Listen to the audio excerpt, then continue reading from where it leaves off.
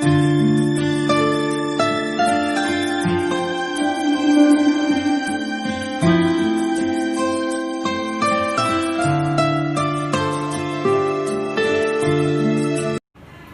બાળકો, good afternoon.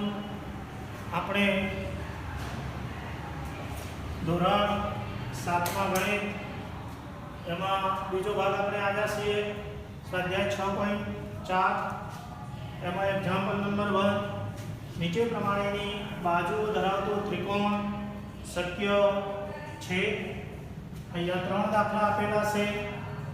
તો બાજુઓ ધરાવતો ત્રિકોણ શક્ય છે એવું લખેલું છે. એટલે ત્રિકોણ માટે કોઈ પણ બે બાજુના માપનો સરવાળો એ ત્રીજી બાજુના માપ કરતાં વધારે જ હોય અને કોઈ પણ બે બાજુઓના માપનો તફાવત એ ત્રીજી બાજુનું માપ એ તફાવત કરતાં વધુ હોય એવું છે. અહીંયા આપણે જોઈએ નંબર 1, 2 સેમી, 3 સેમી અને 5 સેમી. 3 બાજુઓના માપ આપેલા છે. એમાં ઓછામાં ઓછા જે બાજુના માપ છે 2 સેમી અને 3 સેમી એનો સરવાળો કરીએ અને ત્રીજી બાજુ કરતાં વધુ હોવો જોઈએ. તો અહીંયા જોઈએ નિયમ એવો છે કે કોઈ પણ બે બાજુના માપનો સરવાળો ત્રીજી બાજુના માપ કરતાં વધુ હોવો જોઈએ.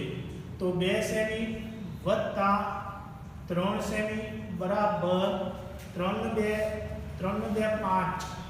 5 સેમી. તો અહીંયા ત્રીજી બાજુનું માપ પણ 5 સેમી છે, ઇક્વલ ટુ 5 સેમી છે, બરાબર ત્રીજી બાજુનું માપ જ આપણને મળ્યું. ત્રીજી બાજુનું માપ આપણને ત્રીજી બાજુનું માપ મળી ગયું. પણ ત્રીજી બાજુના માપ કરતાં સરવાળો વધુ હોવો જોઈએ. એટલે આવો કોઈ ત્રિકોણ શક્ય નથી, એટલે અશક્ય. શું ગણાય? અશક્ય. ચલો 2 નંબર 3 સેમી, 6 સેમી અને 7 સેમી. બસ અહીંયા સરવાળો અને ત્રીજી બાજુનું માપ સરખું થયું એટલે અશક્ય. હવે આપણે 3 સેમી, 6 સેમી અને 7 સેમી છે. તો ઓછામાં ઓછી બે બાજુઓ 3 સેમી અને 6 સેમી છે, એનો સરવાળો કરીએ. 3 + 6 બરાબર 6 × 3 9 સેમી. તો આ 9 સેમીનું માપ ત્રીજી બાજુ 7 સેમી છે એના કરતાં વધુ તો મળ્યું જ. ગ્રેટર ધેન 7 સેમી ત્રીજી બાજુનું માપ એટલે 9 સેમી બે બાજુના માપનો સરવાળો ત્રીજી બાજુ કરતાં વધુ ફરજિયાત થયો. એટલા માટે આવો ત્રિકોણ શક્ય છે. શક્ય. ચલો 3 નંબર 6 સેમી, 3 સેમી અને 2 સેમી. તો અહીંયા ઓછામાં 3 સેમી અને 2 સેમી છે, એનું ટોટલ કરીએ. 3 + 2 3 2 5 સેમી. તો આ 5 સેમી એ ત્રીજી બાજુના માપ કરતાં ઓછું મળ્યું. 6 સેમી છે અહીંયા ત્રીજી બાજુનું માપ એટલે લેસ ધેન 6 સેમી થયા.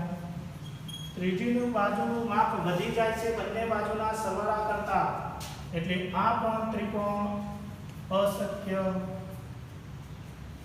તો પહેલો અશક્ય, બીજો શક્ય ત્રિકોણ અને ત્રીજો અશક્ય.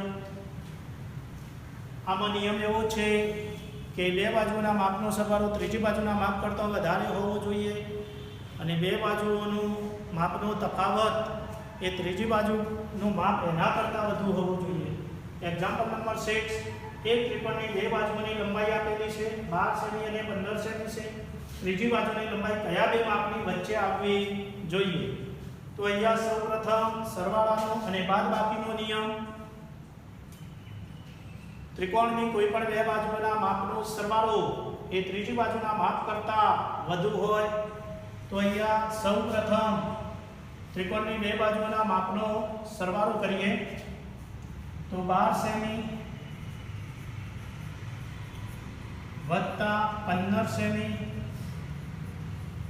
બરાબર 12 અને 15 નો સરવાળો 5 × 2 = 7, 1 ને 1 2 27 સેમી.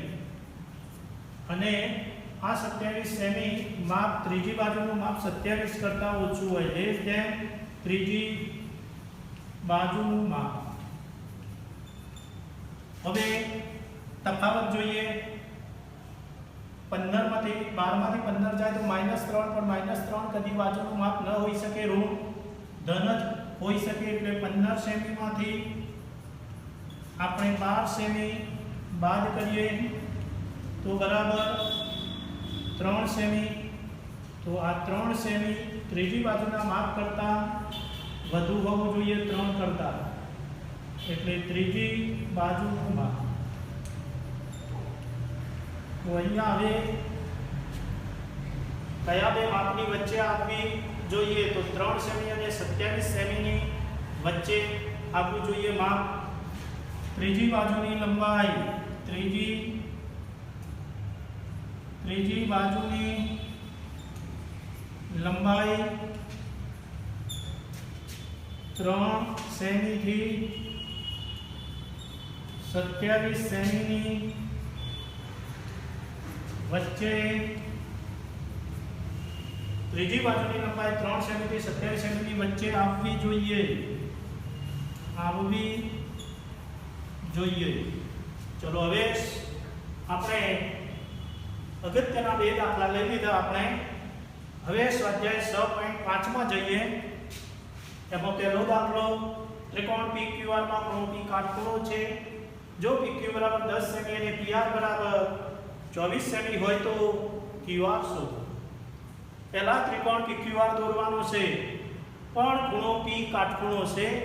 ખૂણો P કાટખૂણો હોય તેવો ત્રિકોણ દોરીએ સૌપ્રથમ. તો અહીંયા P કાટખૂણો બતાવવાનો છે. ખૂણો P કાટખૂણો છે એટલે P અહીંયા ખૂણા ઉપર મૂકીએ. આ 90 અંશ બતાવે છે અને ઉપર Q સાઈડમાં આ ખૂણો PQR બન્યો. જો PQ 10 સેમી, PQ નું અંતર 10 સેમી છે અને PR 24 સેમી, P અને R 24 સેમી છે, તો QR શોધો.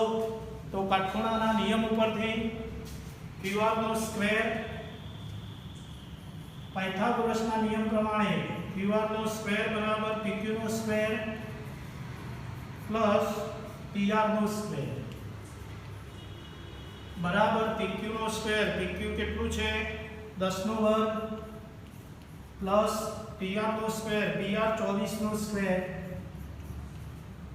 10 નો વર્ગ કેટલો થાય બાળકો? 100. 10 × 10 = 100 પ્લસ 24 નો વર્ગ 570 થશે. 24 × 24 આપણે કરીએ ત્યારે ખબર પડશે, અથવા 1 થી 25 સુધીના વર્ગની કિંમત યાદ રાખવી જરૂરી છે. એકમની શૂન્ય 4 દુ 8, 2 દુ 4, 4 દુ 16, વધી 1, 4 દુ 8, 9,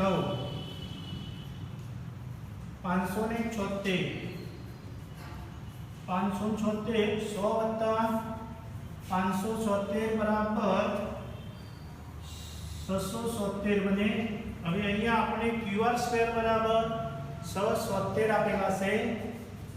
QR સ્ક્વેર બરાબર 676, તો QR બરાબર વર્ગમૂળમાં 670. 670 કઈ સંખ્યાનો વર્ગ છે? તો 26 નો વર્ગ છે. 25 નો 25 થાય તો 26 સેમી જવાબ. QR બરાબર આપણને 26 સેમી મળશે. એક્ઝામ્પલ નંબર 2 લઈએ. એના જેવો જ છે કાટકોણ વિશેનો. ત્રિકોણ ABC માં ખૂણો C કાટખૂણો છે. અહીંયા આપણે ખૂણો C કાટખૂણો બનાવવાનો છે. પહેલા દાખલાની અંદર આપણે P ને કાટખૂણો બનાવ્યો. અહીંયા આપણે ત્રિકોણ ABC છે. કાટખૂણો બાળકો આ રીતે બને. અહીંયા ખૂણો C કાટખૂણો છે એટલે C અહીંયા મૂકી દેવાનો. બાકીના બે બિંદુઓ ઉપર અથવા સાઈડમાં ગમે ત્યાં મૂકી શકાય. A B અને C ત્રિકોણને ગમે તે બિંદુથી શરૂ કરીને બોલી શકાય છે. ખૂણો C કાટખૂણો છે. AB 25 semi, AB 25 semi, AC 7 semi, AC 7 semi. तो BC શોધો, આપણે આ BC શોધવાનો છે। તો પાયથાગોરસના નિયમ પ્રમાણે કર્ણનો વર્ગ બરાબર બે બાજુના વર્ગોનો સરવાળો। AB સ્ક્વેર બરાબર AC square plus BC square બરાબર AB નો સ્ક્વેર। AB કેટલા છે? 25 છે, તો અહીંયા મૂકવા પડશે 25 નો સ્ક્વેર।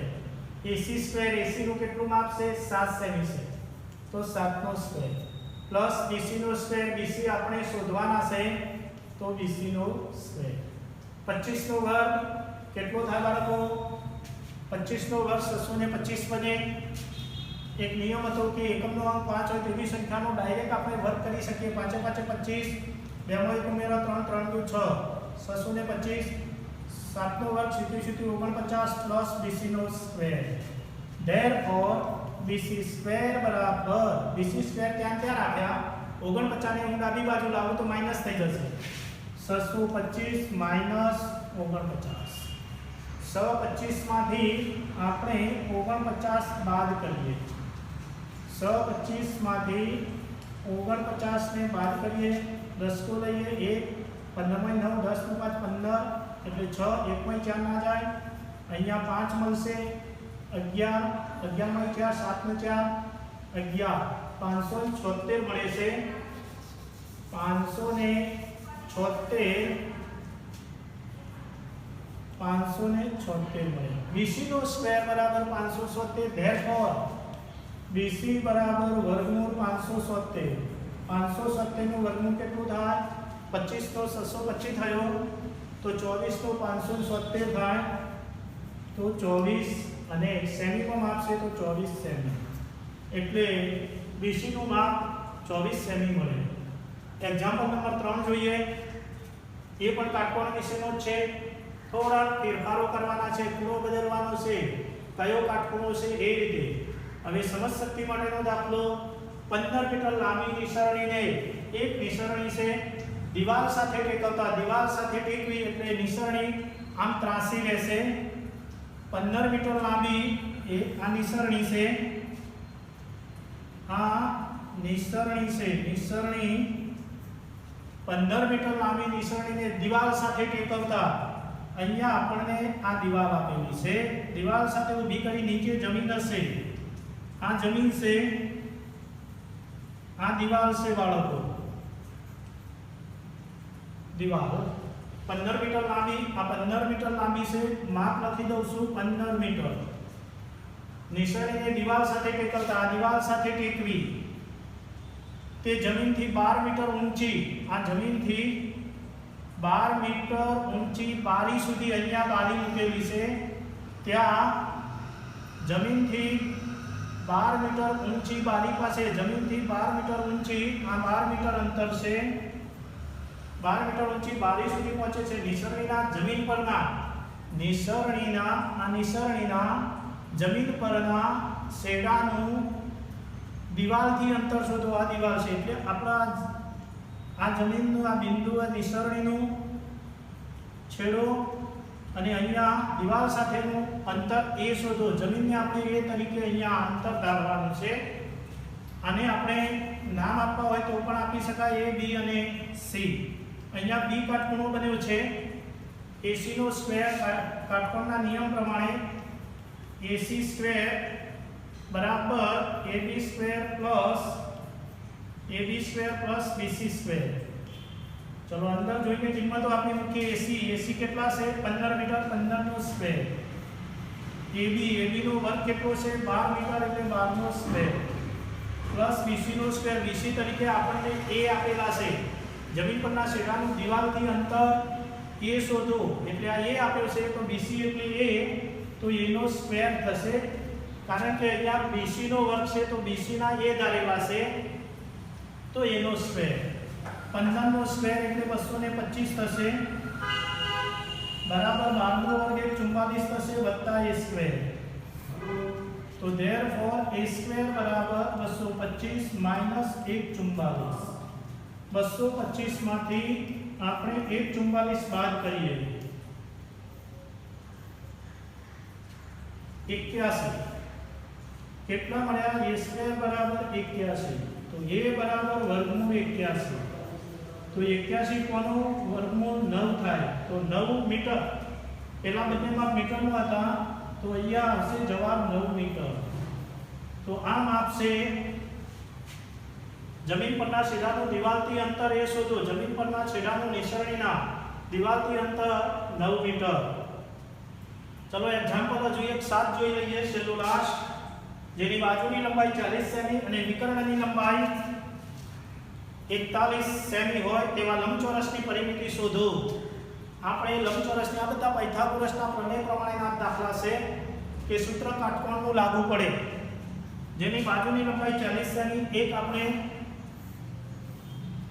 ચતુષ્કોણ કે લંબચોરસ દોરીએ જેની બાજુની લંબાઈ 40 સેમી અહીંયા આપણે 40 સેમી માપ લઈએ સેન્ટીમીટર લંબાઈ 40 સેમી અને વિકર્ણની લંબાઈ 41 સેમી આ વિકર્ણ છે 41 સેમી હોય તેવા લંબચોરસની પરિમિતિ શોધવાની છે અહીંયા નામ આપી દઈએ a b c અને d ચલો આ કાટકોણ બની ગયો ખૂણો a તો કાટકોણના નિયમ પ્રમાણેનું સૂત્ર BD નો સ્ક્વેર BD નો સ્ક્વેર બરાબર AB સ્ક્વેર વત્તા AD સ્ક્વેર AD સ્ક્વેર વત્તા AD નો સ્ક્વેર BD સ્ક્વેર BD 41 નો સ્ક્વેર AB નો સ્ક્વેર AB 40 નો સ્ક્વેર વત્તા AD નો સ્ક્વેર 41 નો વર્ગ કેટલો થાય બાળકો 41 ગુણ્યા 41 એકનું 4 का 4 चौको चौको 16 1 का 4 का 4 1 4 4 8 16 81 गुणे 1681 बराबर 40 નો વર્ગ चौको चौको 16 થશે પ્લસ AD નો સ્ક્વેર તો therefore AD સ્ક્વેર બરાબર 1681 માઈનસ 1600 1600 માં 1681 માંથી 1600 જાય તો 81 મળે તો અહીંયા AD બરાબર વર્ગમૂળમાં 81 મળે તો વર્ગમૂળ 81 9 81 9 સેમી માપ થશે કોનું 9 સેમી થશે AD નું માપ અહીંયા 9 સેમી મળશે આપણે તો શું શોધવાનું છે લંબચોરસની પરિમિતિ શોધવાની છે તો બાળકો લંબચોરસની પરિમિતિનું સૂત્ર લંબચોરસની પરિમિતિ બરાબર 2 કૌંસમાં લંબાઈ વત્તા પહોળાઈ એવો મતલબ છે અહીંયા આપણે લંબાઈ અને પહોળાઈ આવશે તો AB વત્તા AD